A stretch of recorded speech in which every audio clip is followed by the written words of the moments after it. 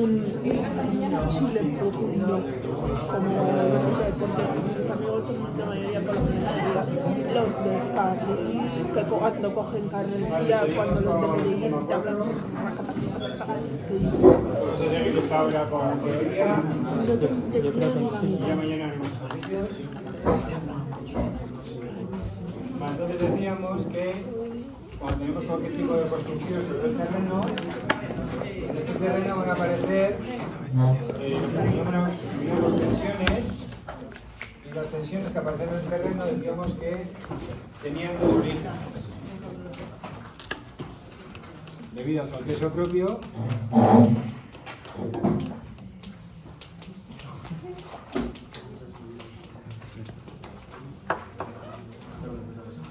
y tensiones debidas a acciones exteriores.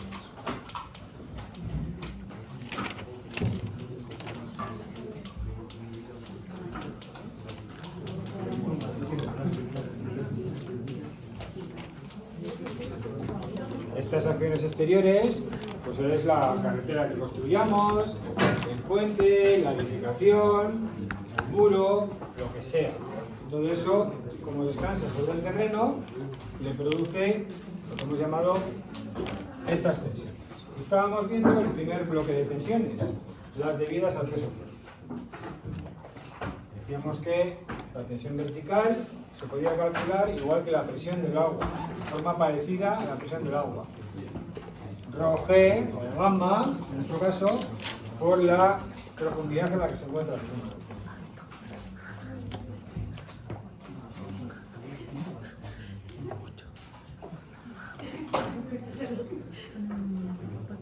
Vale, hemos quedado aquí y habíamos dicho que cuando teníamos ese punto bajo el nivel freático, pues bajo el nivel freático lo que ocurre es que en el punto tenemos dos cosas, tenemos dos fases. Tenemos, como está saturado, tenemos las partículas sólidas y el agua. Entonces, todo este peso de esta columna que descansa sobre el punto A, todo este ρGH, en comillas, pues se reparte entre las fases que hay en ese punto A, las fases del suelo, entre el agua y las partículas sólidas. A lo que se llevan las partículas sólidas, pues se le pone, en vez de sigma V, se le pone una comilla, sigma V, y se le llama tensión efectiva. Y a lo que se lleva el agua, pues se le llama presión del agua, presión intersticial, y en inglés void pressure, o sea, presión en los huecos, en los poros, es lo mismo, presión intersticial, presión del agua, presión en los poros, como lo queramos llamar. Lo representamos por la letra U minúscula. Entonces, todo este peso por unidad de superficie, que es una tensión, parte se lo lleva al agua y parte se lo llevan las partículas sólidas. Este reparto se denomina ley de Terzaghi, de forma que la tensión vertical total es la tensión efectiva vertical, porque estamos con verticales, más la presión del agua. Fijaros que el agua no tiene ningún subíndice. ¿Por qué? Porque la presión del agua es la misma en todas las direcciones. Esto lo habéis estudiado desde hace no sé cuánto tiempo. Es la misma en todas las direcciones. Por lo tanto, la presión del agua no tiene subíndice, siempre es la misma. Y habíamos calculado cuánto valía esa presión del agua. Habíamos hecho para el punto A. Habíamos metido un tubo y habíamos dicho ¿hasta dónde sube el agua? Pues hasta donde está el nivel freático, hasta donde está el agua. La presión del agua en este punto es ρGH, es decir, gamma W por este H2, en este punto y en este punto son iguales, y ya está. Entonces tenemos la presión del agua en el punto A. Y aplicando la ley de Terzaghi, por diferencia, esta menos esta, nos daba la tensión efectiva vertical. Tensión efectiva vertical, que ¿de qué dependía? Del peso específico sumergido del agua. Esto lo habíamos dicho en el tema 2, que iba a salir a partir del tema 4, etcétera, etcétera. Y aquí nos habíamos quedado, ¿no? Por lo tanto, vemos que para la tensión vertical utilizamos esta expresión. Para el agua utilizamos esta. La H, aquí pone H2, es la altura desde el punto hasta donde está el nivel freático. Yo suelo poner, en vez de H2, pongo por la altura hasta el nivel freático, H sub NF. Acordarme que es hasta ahí donde tengo que medir la altura para el punto que sea, para el punto A. Y luego, aplicando la ley de Terzadio, obtenemos la tensión efectiva vertical, sigma prima V, que es sigma V menos 1. Así vamos calculando todas las tensiones que aparecen en ese punto A. No solo es la vertical, sino que si hay agua, tenemos presión del agua o presión intersticial, y de las partículas sólidas o tensión efectiva. Esto es donde nos habíamos quedado. Vale, pero hay más tensiones. También hay tensiones horizontales. ¿Por qué?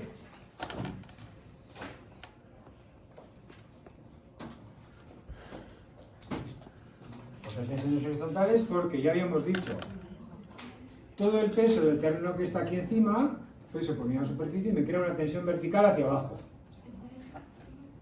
Evidentemente este punto no se mete más dentro del terreno, está donde está en equilibrio.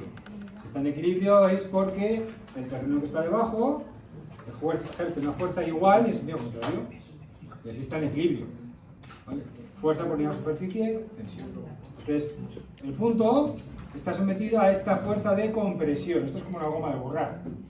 Si yo le aprieto por aquí, ¿qué hace? Intenta alargarse por este lado, también por esta, que lo veamos. Entonces, si yo le comprimo, que es lo que estoy haciendo con todo este peso que tengo encima, el punto va a intentar alargarse. Si estuviera solo, podría alargarse. Pero resulta que aquí tiene terreno y aquí también. Entonces, el terreno que está tanto a la derecha como a la izquierda, pues no le voy a dejar que se deforme todo lo que quisiera. Le dejará algo, pero se opondrá a ese movimiento de alargamiento. ¿Cómo se opone? Pues haciendo unas fuerzas iguales en sentido contrario a la dirección del movimiento, al sentido del movimiento. Como se quiere alargar así, las fuerzas van al revés. No impiden el movimiento, lo restringen. ¿Vale? Lo restringen. No completamente, sino parcialmente. Entonces, este se comprimirá algo y este se alargará algo. Ya veremos eso cómo se calcula más adelante. Pero la cosa es que a partir de estas tensiones verticales debidas al peso propio, también aparecen tensiones horizontales. ¿Y cuánto valen esas tensiones horizontales? Pues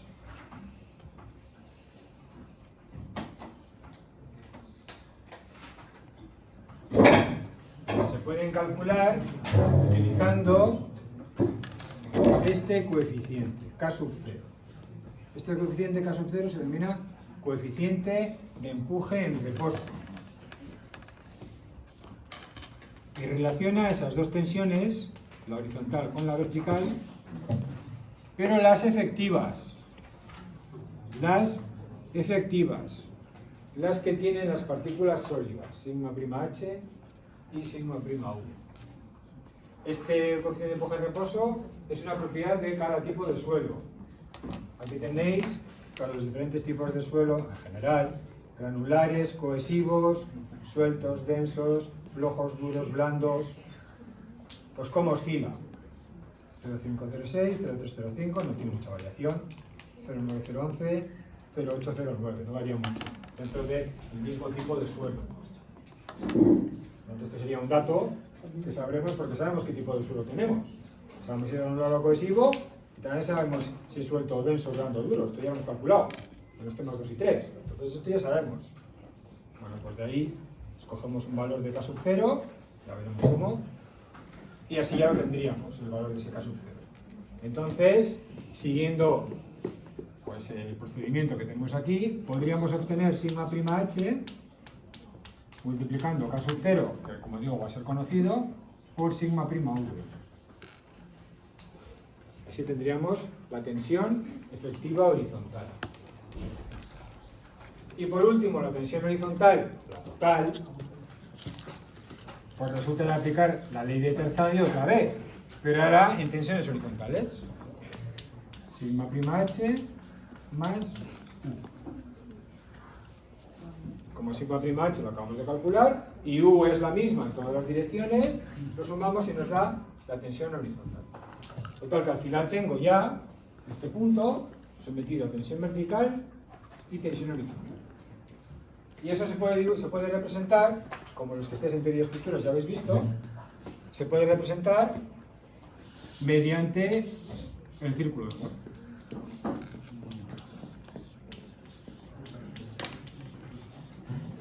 El círculo de Mohr me sirve para representar tensiones en un punto. ¿Y qué es lo que acabamos de calcular? Las tensiones en un punto.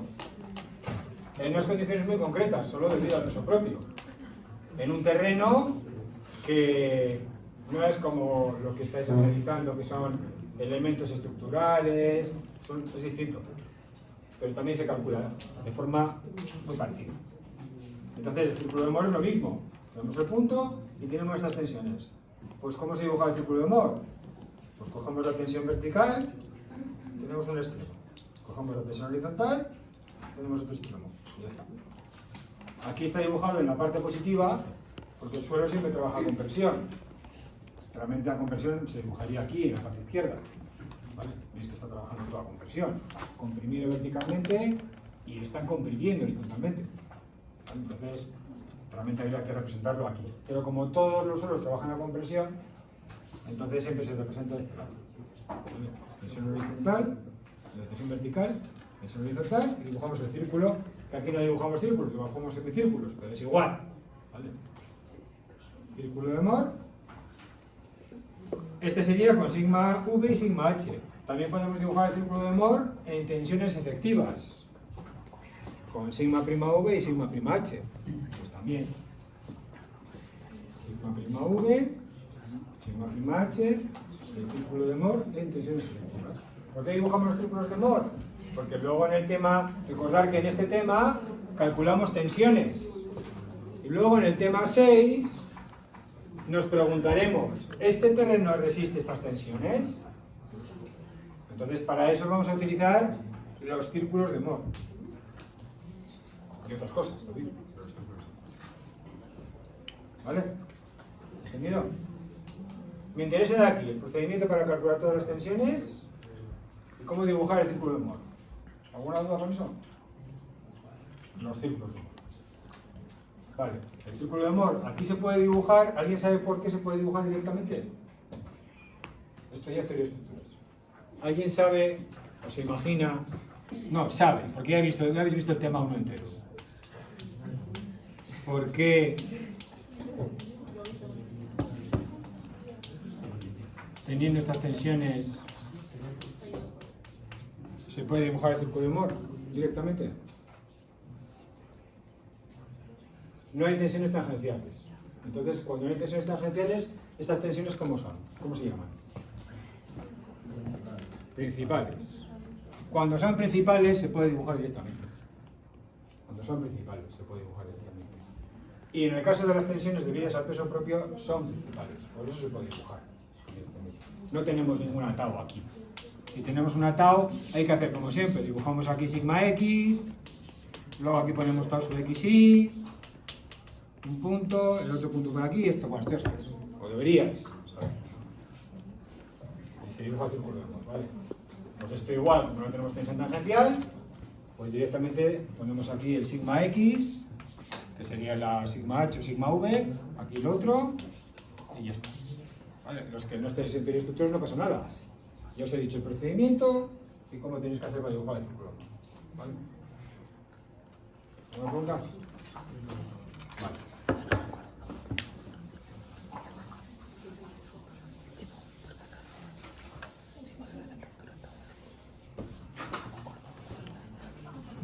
Vale, entonces haremos mañana en la clase de las 6, haremos un ejercicio para determinar las tensiones debidas al peso propio, que son estas, las tensiones debidas al peso propio en un terreno, en diferentes puntos. Es el problema 1 del tema 4, y a eso lo haremos mañana. Vale, vamos a ir avanzando.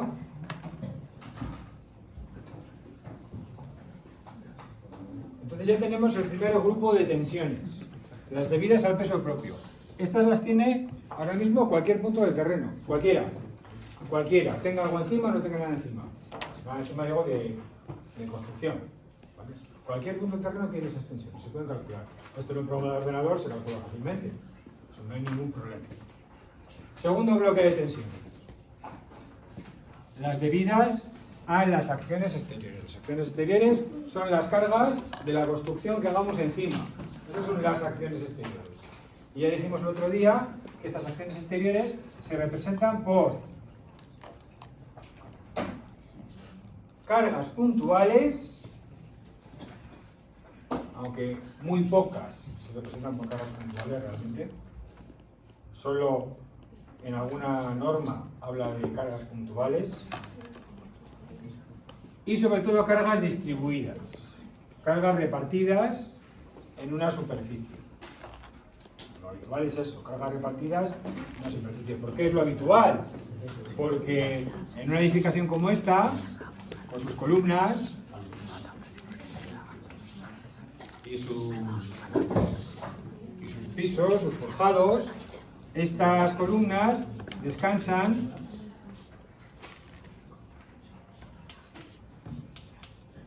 este dibujo ya lo he hecho varias veces.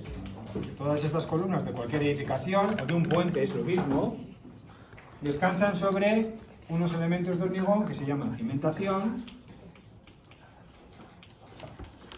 Esto no se ve, evidentemente, la cimentación nunca se ve, se va debajo. En algunos puentes sí, se ve la cimentación, pero no siempre. Y esta superficie es la que va al plano de apoyo. Este es el plano de apoyo de la cimentación. Aquí se transmiten las cargas al terreno. Entonces estas cargas se aplican en una superficie. El terreno las recibe en una superficie, no en un punto. Entonces en general, lo que tendremos serán esas cargas repartidas. He puesto una edificación, pero podría poner las columnas de un puente. Si es una carretera, pues el peso de la carretera está extendido en la superficie, toda la superficie de la carretera. Si es un terraplén, pues será en toda la superficie donde está ese terraplén. Entonces, todo eso son cargas, pesos, que están distribuidos en una superficie. O aplicados, mejor dicho, en una superficie. Entonces, lo normal es que analicemos pues lo que ocurre cuando tenemos cargas repartidas en una superficie, que son las que se aplican al terreno. Bueno, pero como digo, pues también en algunos casos hay cargas puntuales. Y sobre todo, lo más importante, como vamos a ver, a partir de las tensiones debidas a cargas puntuales, vamos a poder obtener las tensiones debidas a cargas repartidas. Ahora vamos a verlo. Entonces, primero vamos a ver como acción exterior la carga puntual y luego veremos las cargas repartidas, que es lo habitual. Entonces, ¿cómo se calculan las tensiones cuando tenemos esas acciones exteriores? Bueno, pues hay varios métodos para calcularlos.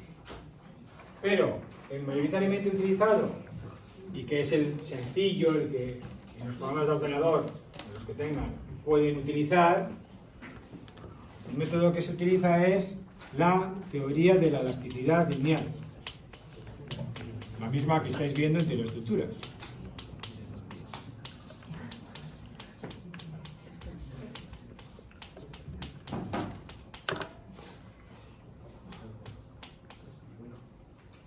Esta es la teoría que se utiliza. Hay otras más complejas, sobre todo en materiales, en suelos cohesivos.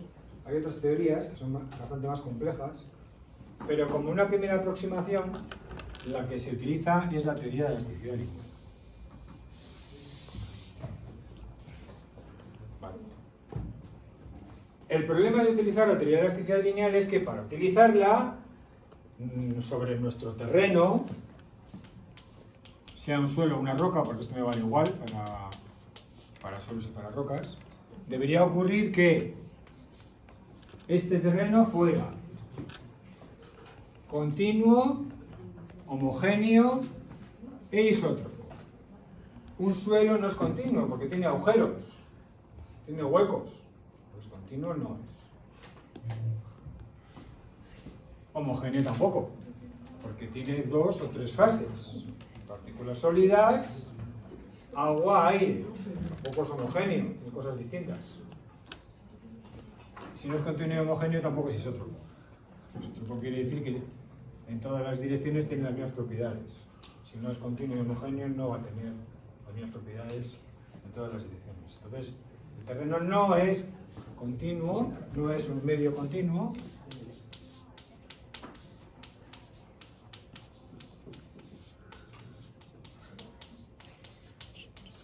Ni homogéneo ni isótropo.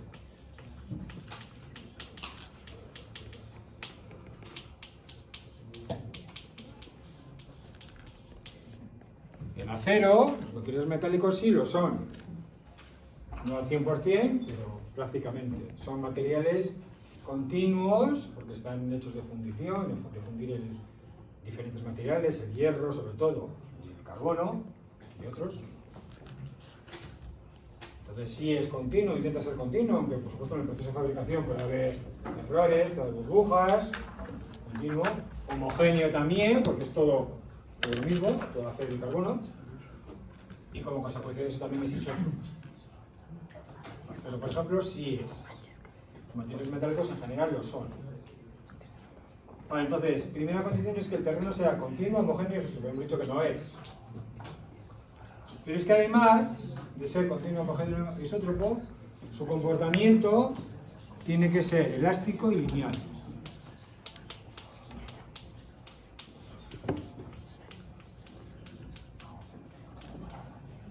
Elástico ya sé lo que quiere decir. Elástico quiere decir que yo cuando tengo una fuerza se estira y cuando quito la fuerza pues se quita, vuelve a su posición original. Eso es que sea elástico. ¿Vale? Y lineal quiere decir, esto lo veréis, no sé si lo habéis visto ya, creo que no. Lineal quiere decir que si yo aplico una fuerza, y una fuerza sobre ese material, el alargamiento que se produce está linealmente relacionado con la carga, ¿vale? Con una recta. Esto es lineal. Si fuera así, no es lineal. Esto lo veis ya en el tema 2 de teoría de estructuras, lo veis ya. Si no lo habéis visto ya, estará esta semana. Esto es que sea lineal. El acero primero es lineal, luego deja de serlo. Los materiales metálicos primero son lineales, pero luego dejan de serlo. El suelo, la roca, no es ni elástico ni lineal. No es continuo, no es homogéneo, no es isótropo, no es elástico y lineal. Bueno, pues a pesar de todo, se utiliza esto. Evidentemente, los resultados que nos dé no van a ser exactos, porque estamos utilizando esta teoría en un medio que no cumple esas condiciones. Entonces, los resultados, ¿qué resultados estamos buscando con la teoría de elasticidad? Las tensiones. Las tensiones que obtenemos de la teoría de elasticidad lineal en este medio, en este suelo, en esta roca, las tensiones que se obtengan utilizando esta teoría, como no deberíamos utilizarla, nos va a dar valores aproximados.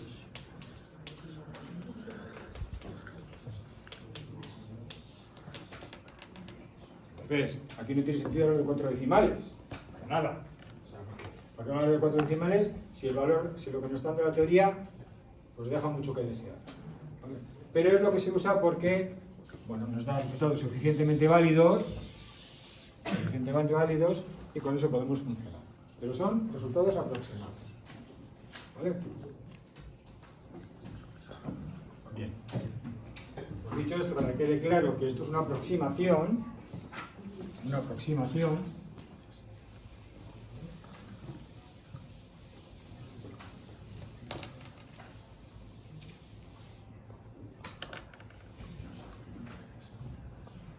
pues lo único que tenemos que hacer es ir a la teoría de la elasticidad lineal y preguntarle, cuando tenemos una carga puntual, ¿qué tensiones aparecen en el terreno? Y luego cuando tenemos cargas distribuidas o cargas repartidas, lo mismo. ¿Qué tensiones aparecen?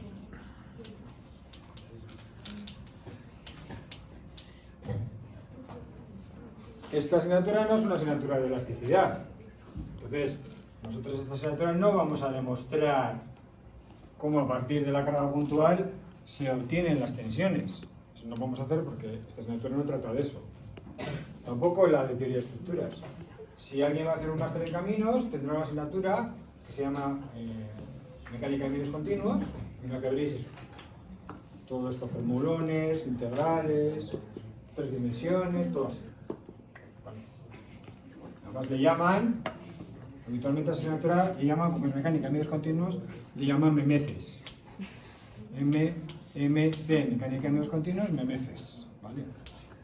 No son memeces lo que se ve, tiene todo lo contrario, pero bueno, ya os acordaréis los que vayáis a hacer, o las que vayáis a hacer el máster en camino.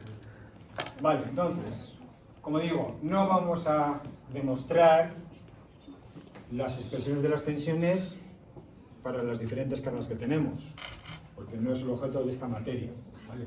Pero sí vamos a ver cuáles son, vamos a interpretarlas también, es interesante interpretarlas, ver a partir de esa interpretación qué aspecto tienen esas tensiones, y luego sí veremos cómo de todas las expresiones que tenemos, cuáles realmente vamos a utilizar un montón de veces en la clase. Vale, entonces empezamos con la carga puntual.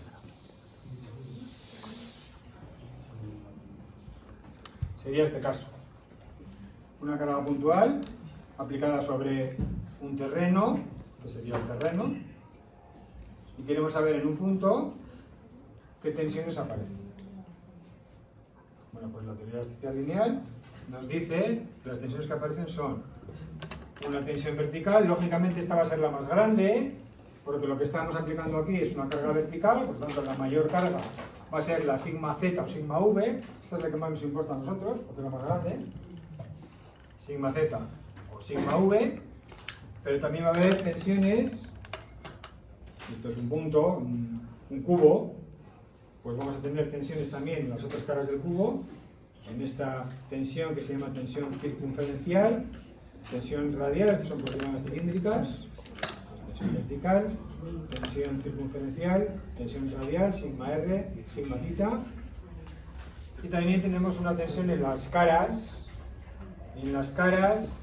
de este elemento, de este cubo, que se llaman tensiones tangenciales, que los que estáis en teoría de estructuras también lo habéis visto, tensiones tangenciales. Luego explicaré para los que no habéis estado en teoría de estructuras, no estáis, qué quiere decir esto.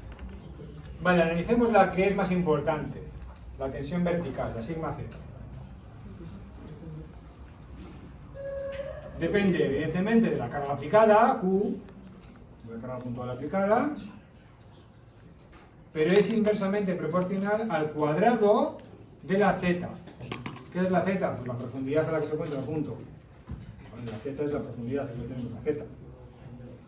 La profundidad a la que se encuentra el punto. Inversamente proporcional.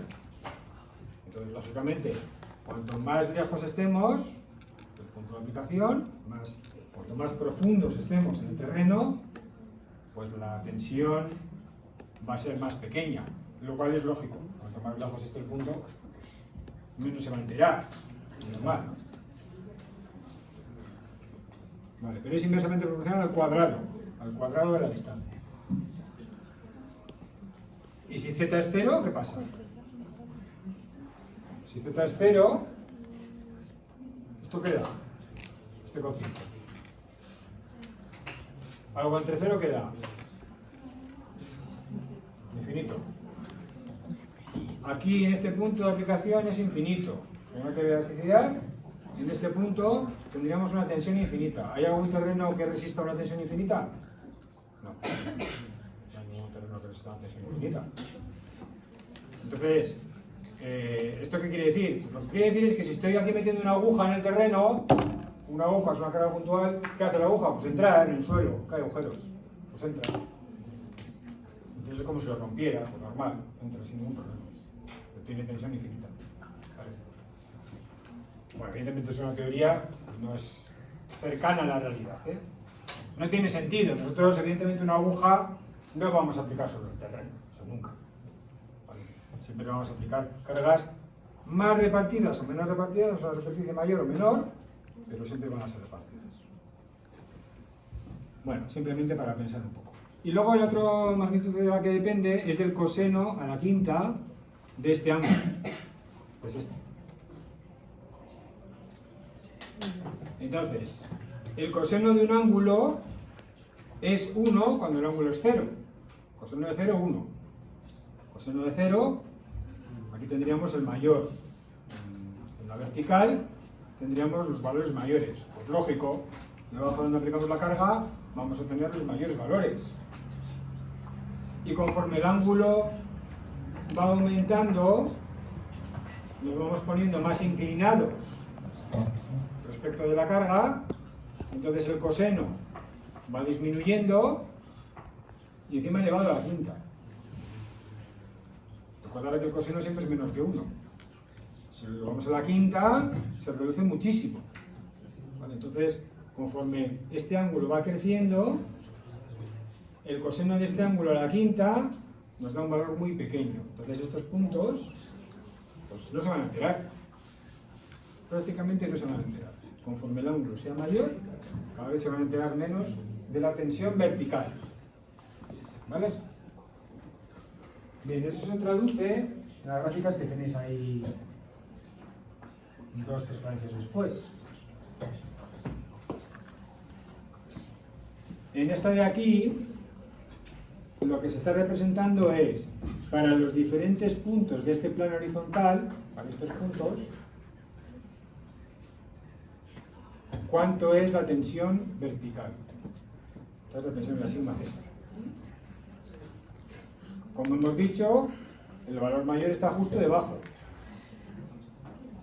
Y conforme el ángulo psi va creciendo, pues va bajando la tensión. De tal forma que al final, pues es 0 o casi 0. Despreciable. ¿Vale? Y aquí fijaros, lógicamente también, que no solo tiene tensión el punto que está debajo. Los que están en el entorno también tienen tensiones relativamente grandes. No solo afecta a los puntos que están justo debajo, sino también los que están cerca. ¿Vale? Que también puede ir el sentido común. Bien. Bueno, esta sería la distribución de tensiones horizontales, pero no le voy a hacer mucho caso porque estas son muy pequeñas. Entonces, bueno. Esta otra gráfica. En esta otra gráfica lo que estamos representando, cada una de estas líneas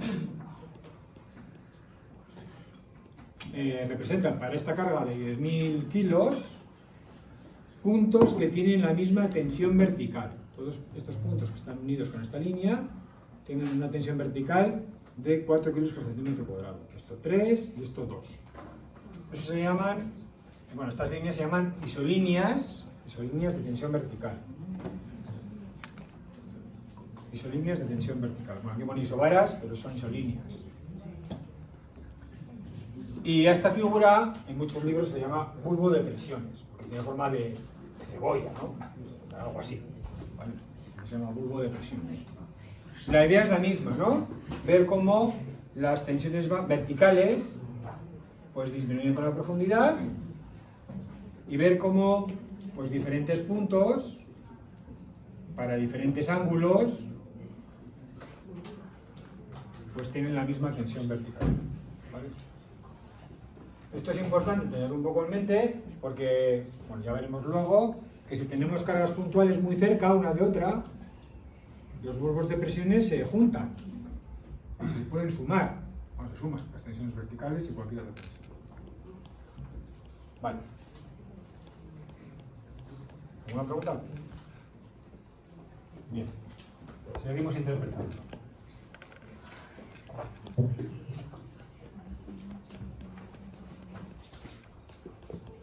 Bien, en esta fórmula no tenemos nada más. En las otras, pues veis que aparece aquí una letra griega que se llama nu. Esto es el coeficiente de Poisson.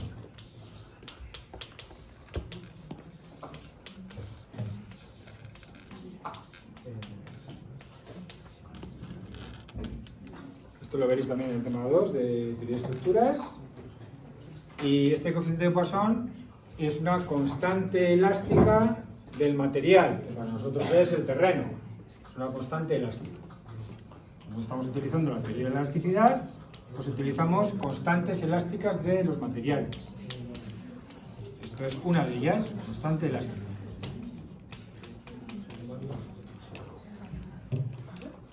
¿Qué valor tiene ese coeficiente de Poisson?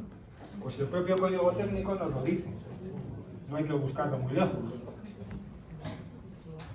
Esta es la tabla de 24 del Código Técnico de la Edificación, el documento que básicamente utilizamos, y nos dice, en función del tipo de suelo, cuál es el valor del coeficiente de Poisson. Para arenas y suelos granulares, 0,30. Y luego para diferentes tipos de arcillas, ya os prefiero las que eran normalmente consolidadas y sobreconsolidadas o preconsolidadas, duras, medias, blandas, esto ya sabemos cuándo ocurre, pues estos valores. El coeficiente de Poisson, constante elástica del material, pues sería esa. Y aquí tenemos en esta otra tabla diferentes valores del coeficiente de Poisson para diferentes tipos de rocas. Porque esto que estamos viendo también vale para rocas, para un sustrato rocoso en general. Por tanto, el coeficiente de Poisson sería un dato, constante elástica del material. ¿Qué más? Pues eso lo he dicho, la carga, la z, el ángulo psi, el coeficiente de Poisson, aquí lo mismo. Y luego aquí tenemos lo de la tensión tangencial. Esta tensión tangencial, ¿cómo la interpretamos? Bueno, cuando veáis teoría de estructuras, bueno, ya habéis visto teoría de estructuras, por tanto, los que estéis en teoría de estructuras ya sabéis lo que es la tensión tangencial, y los que no, pues os voy a explicarlo de forma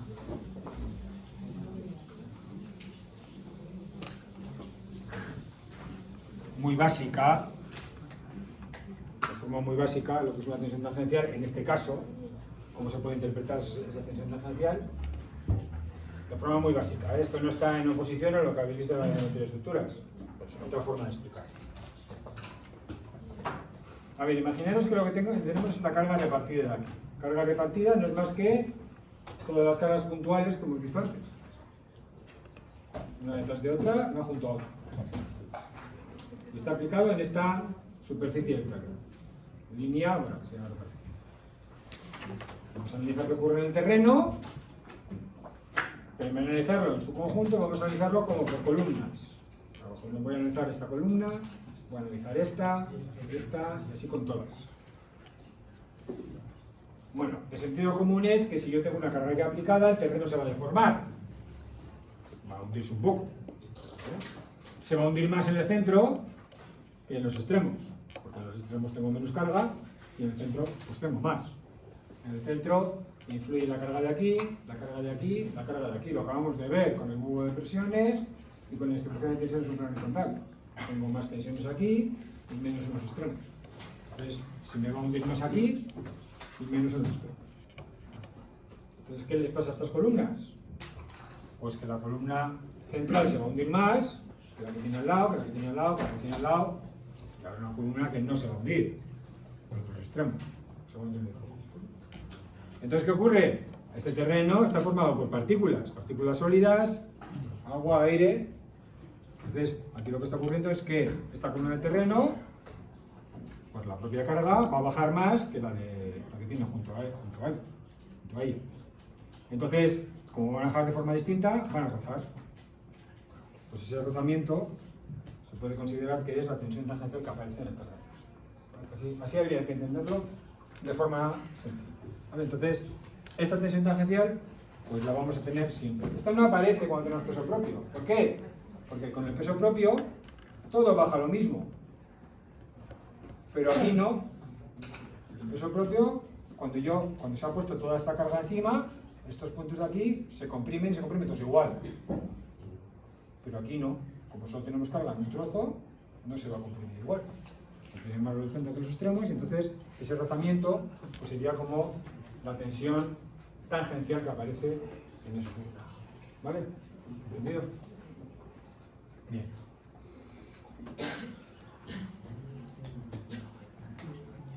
Entonces, si extendemos estas tensiones debidas a las cargas puntuales, hemos obtenido a partir de la teoría de elasticidad, hemos obtenido las tensiones, esas fórmulas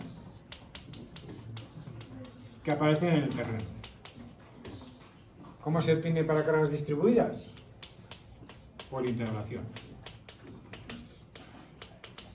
Entonces la teoría de elasticidad lineal lo que hace es coge la solución, coge la solución que he dado para las tensiones debidas a cargas puntuales, la integra en la superficie que estemos estudiando y nos da la solución. Entonces por integración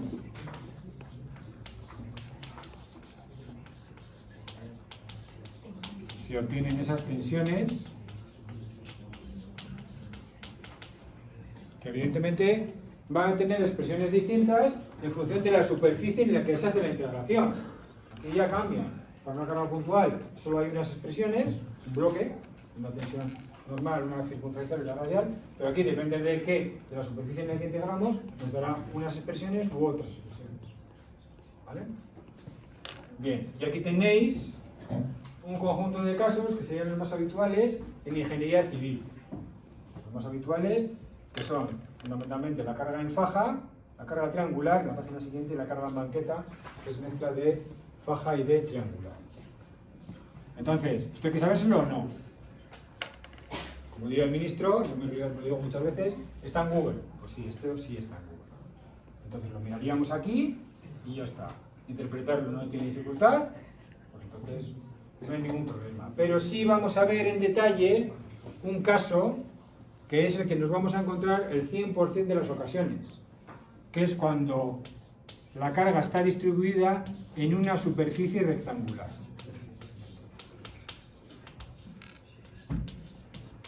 ¿Por qué vamos a ver este tantas veces? El 100% he dicho.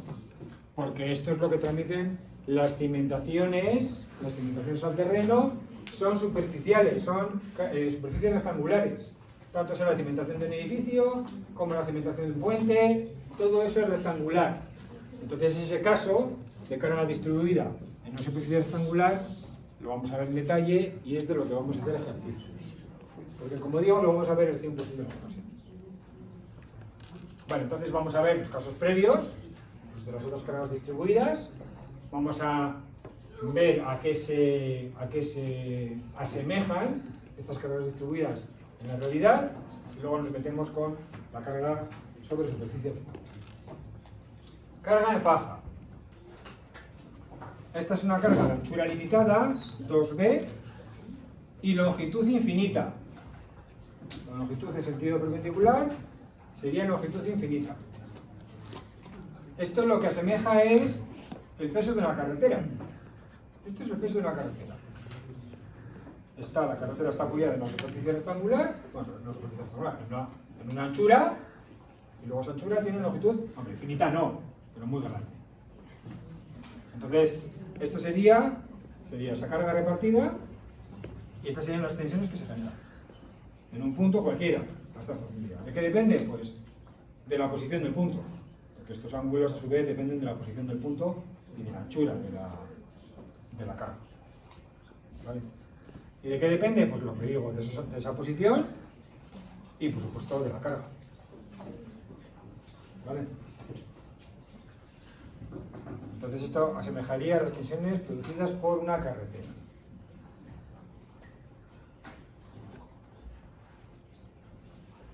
Para una carga triangular, bueno, pues lo mismo. Miraríamos la teoría de elasticidad, nos daría estas expresiones. Luego esto se llama carga en banqueta, que es combinación de triangular más rectangular. Ya todas estas lo que se asemejan son pues terraplenes que tengamos que hacer en la carretera. En una carretera, pues por ejemplo para salvar un desnivel.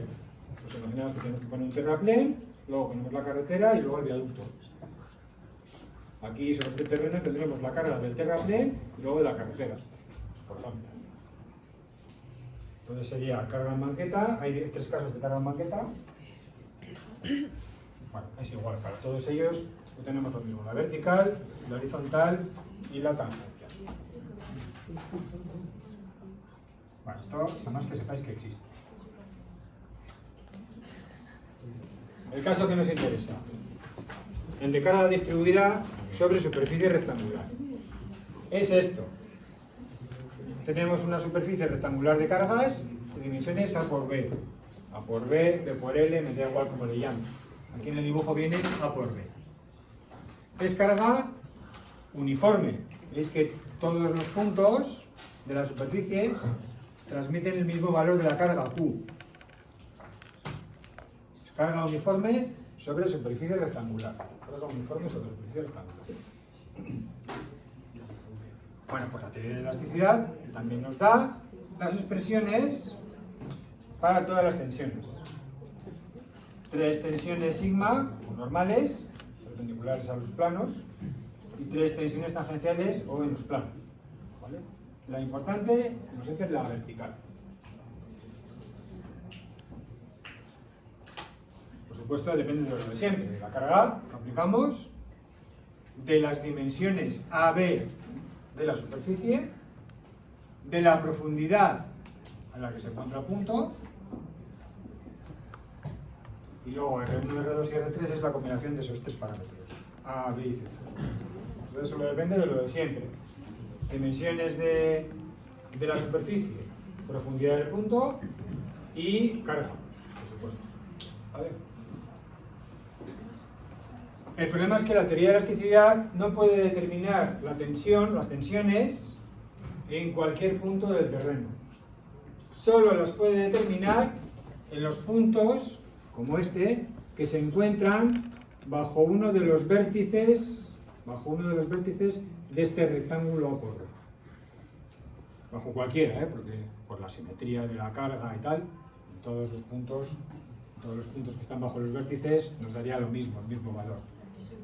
Entonces, esta tensión vertical, horizontal, etcétera, solo se puede calcular mediante la teoría de elasticidad lineal bajo los vértices. Lo tenéis aquí puesto, marcado.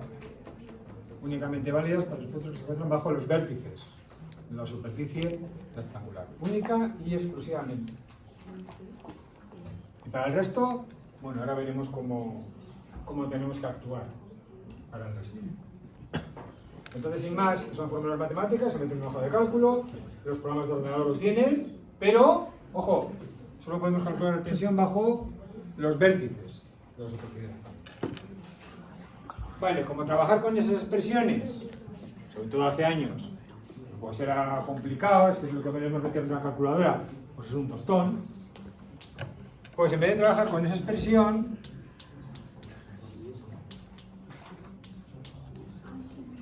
lo que se hace es agrupar todo lo que no es Q, es decir, el 2pi, todo este corchete, estas llaves, todo esto, se agrupa en un término I mayúscula que se denomina coeficiente de influencia.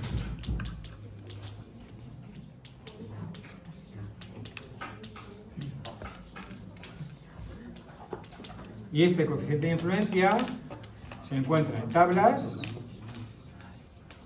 y gráficas. Entonces, en vez de meter estas fórmulas a mano, miramos la tabla y la gráfica para calcular I, el coeficiente de influencia, luego lo multiplicamos por Q y ya está. Y aunque siga habiendo error, como estamos en ese gran error de utilizar la teoría de elasticidad lineal, nos vale. Entonces, ese I se encuentra aquí, en esta gráfica que se denomina abaco de Fadum,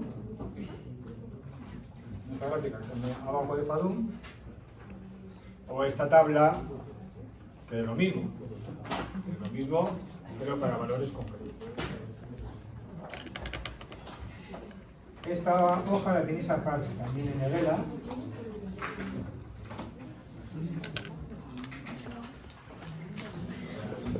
La tenéis aquí, abajo del Fadum. Bueno, la tenéis aquí en grande.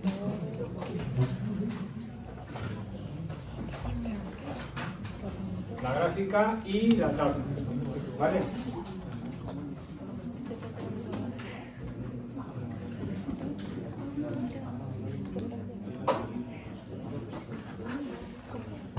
Entonces, ¿este coeficiente de influencia de qué depende? Pues de lo mismo que teníamos antes. Solo depende de A, de B y de Z. Nada más. En la fórmula solo aparecían esos términos. A, B y Z. Esta gráfica, este abajo además, viene el dibujo. A, B y Z. Y además pone el punto en el que estamos analizando bajo uno de los vértices del rectángulo. Esta figura pone todo bien. Entonces, el coeficiente de influencia se puede calcular, como digo, en el abaco o en la tabla. Lo voy a explicar en la tabla porque es un minuto.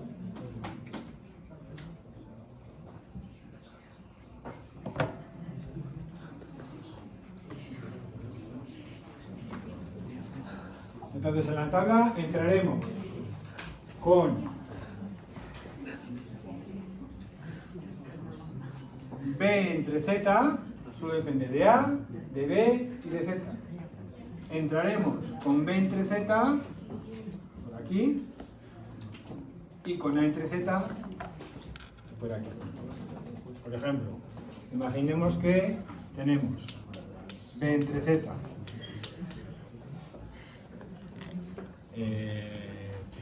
pues el 2, y A entre Z, 3. Pues aquí buscamos el 2. Y en la otra buscamos el 3. 3, aquí está, 2, 3, y me da que el coeficiente de influencia es 0,238.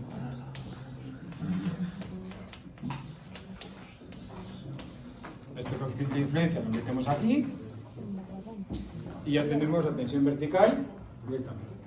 ¿Vale? Pues la tabla es fácil de... La gráfica es un poco más interesada, pero cuando vemos mañana hacemos algo.